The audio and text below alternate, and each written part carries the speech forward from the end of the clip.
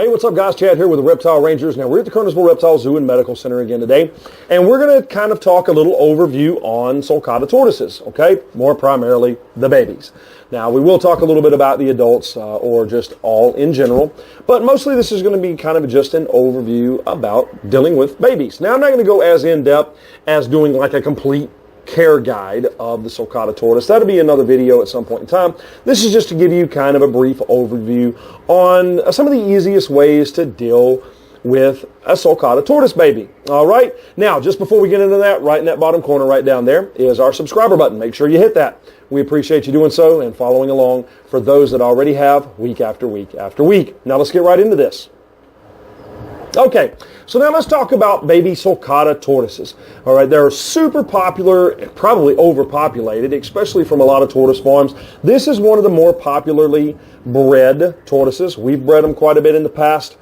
And a lot of your tortoise farms have these little guys readily available, whether tortoise farms or import farms where they've been farmed and imported from the wild, okay?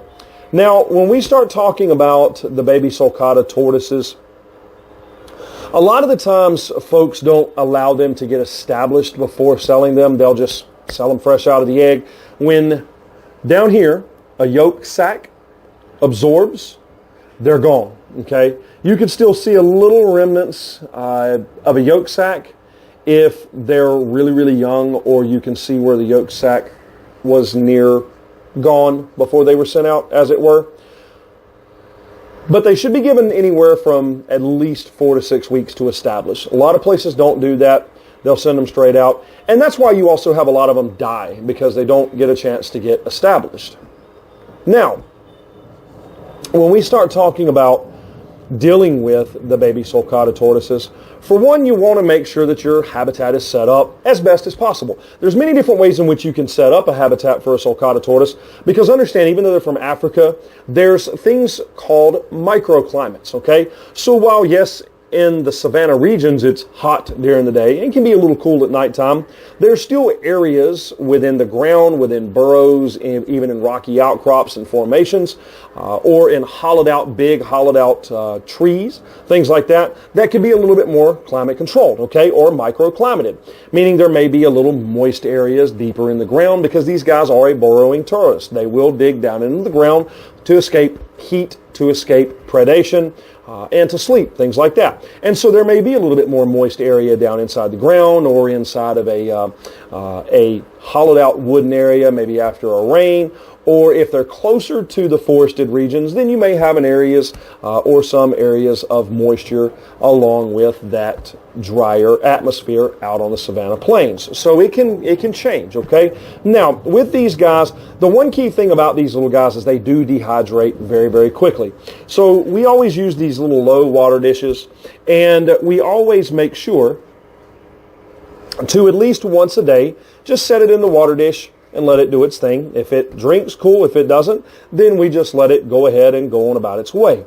When it comes to feeding, I'm not going to give a full guide on all the different foods that you can feed these guys, but the key things is you definitely don't want to do any citrus or any lettuce. There's nothing nutritional in lettuce, and citrus has way too much acid in it.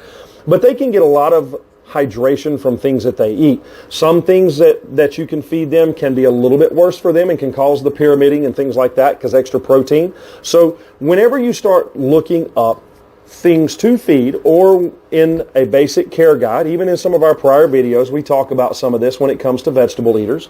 Some things are higher in protein and don't need quite as much. These guys don't need to eat it quite as often. And some things are not quite as high as protein. Come here, Speedy. Are not quite as high in protein, and they need to be able to eat that a whole lot more often. But you also need to make sure that you're offsetting with plenty of calcium, okay? You're going to walk off the table. All right, now, They do love colors. The color red is a hugely popular one. Strawberries, tomatoes, things like that. Oranges. They love yellow, greens. And so understand when they're eating a lot of the stuff in Africa, they do eat a lot of those really dry grasses, low in protein and high in calcium, okay? So whenever they're over in our ecosystem, they're eating things that's lower in calcium and higher in hydration and protein complex. Hence the pyramiding effect that you see, kind of like this right here. This is a lot of where this comes from, is either too much protein or not enough calcium. And what happens is parts of the shell grows faster than the rest of the shell can keep up. Come here, little one. Now, you can overhandle these guys, and that can be a big factor. We try not to handle them too often. Even messing with them to begin with, we will give them months and months to get established. Hand feeding is a great way to build a bond. Just holding something that they like eating, whether it's strawberry, whether a piece of leafy green, whatever the case may be, holding it right out in front of them and letting them eat, come over to them, kind of getting them used to certain interactions and voice interactions, voice commands, is a great thing to do, okay? Now, understand the growth rate of these guys is slower. Yes, they get massive, but it takes many, many, many years for them to hit the full size that a sulcata is capable of. Now, understand that usually females are about half the size of males. They don't get quite as big as the males do. So, understanding what you're dealing with and the size of what these guys are capable of getting to is going to be the key thing. So while a lot of folks are like, yeah, I don't want to get that one because he's going to get too big, well, a lot of people think that he's going to get big within the first 2 years. He's going to go from this little, just bigger than golf ball to that monster like this guy right here, like Fritz. They don't grow that fast, okay? So otherwise, it's just a matter of a good, healthy, stress-free environment. They do need good basking spots, good UV light, of course mercury vapor, not that pet store-bought garbage. Good mercury vapor, which does both the heat and the UV. That's the only kind of lighting source that we sell, lighting and heating sources, the mercury vapor bulbs. Those work really well, and so you want to have different climates or microclimates. You can also do bioactive ecosystems with these guys, because a lot of the times you can actually grow the plants inside of a bioactive, and they can go around grazing and eating as they will. Now, with a lot of our adults, if they're inside of pens, we'll keep them on a hay base, because that does mimic exactly what they would do in the wild in eating the dried grasses. So it gives them something to essentially snack on, okay? The only thing you don't want to do is alfalfa. There's way too much proteiny complex in alfalfa hay, okay? Now, allowing these little guys to go out in the summertime and taking them out to exercise in the sun is a wonderful, fantastic idea, because there's nothing better than true natural sunlight and heat. Understand, there is no such thing as slow as a turtle. You turn your back on these little guys and they are gone. They can hide very, very easily when they're little like this, especially in tall grass. They'll graze, they'll walk around enjoying the dandelions, which is a good food for them, a good snack. As well as they like to walk and eat.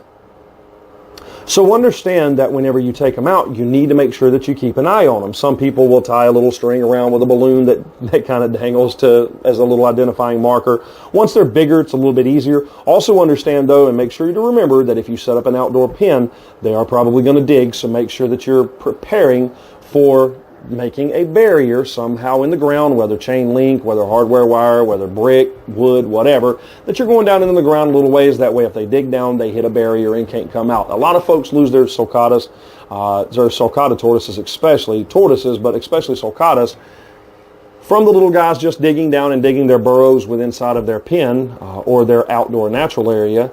And from there, they just, whenever they come out, they just come out on the other side of a fence line a lot of the times, okay? So, now, this, we haven't named this little guy. This is up for somebody else, but this is Speedy.